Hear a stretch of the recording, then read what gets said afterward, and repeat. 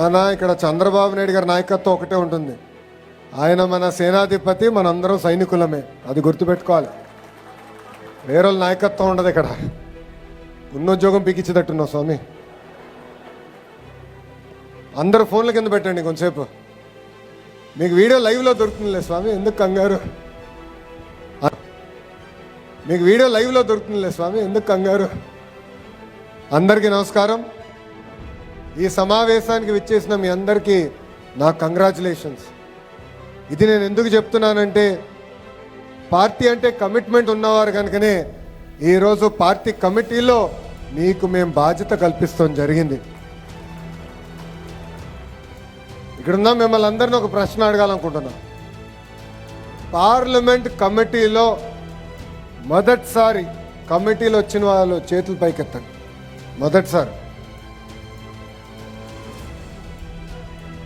తెలుసురాబా, అది అడిగింది నేను. చేతుల కింద పెట్టండి. రిపీట్ అయిన ప్రభా, అది అడిగింది నేను. చేతుల కింద పెట్టండి. రిపీట్ అయిన వాళ్ళు చేతుల పైకెత్తండి.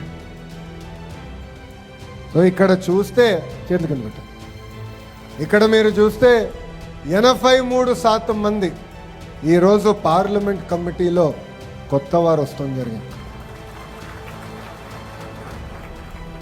నేను అనేక సార్లు చెప్పాను, సీనియర్ని జూనియర్ని నేను సమానం గౌరవిస్తా, పనిచేసే వాళ్ళని నేను ప్రోత్సహిస్తానని చెప్తాం జరిగింది. దానికి ఈరోజు మీరు ఒక ఉదాహరణ. దేశంలో అనేక ప్రాంతీయ పార్టీలు ఉంటాయి. ఆ ప్రాంతీయ పార్టీలు ఒక్కసారి ప్రతిపక్షంలోకి వస్తే ఎలాంటి ఇబ్బందులు ఎదుర్కొంటాయో మనందరం చూస్తాం జరిగింది. నేను ఎన్నోసార్లు చెప్పా, విశ్వవిఖ్యాత నట సార్వభౌమ స్వర్గీయ శ్రీ నందమూరి తారక రామారావు గారు ఏ ముహూర్తంలో ఈ పార్టీ స్థాపించారో నాకు తెలియదు, కానీ భారతదేశంలో ఏ పార్టీకి లేని కార్యకర్తలు ఒక తెలుగుదేశం పార్టీకే సొంతం అవుతారు. మన బలం బలగం మన కార్యకర్తలు.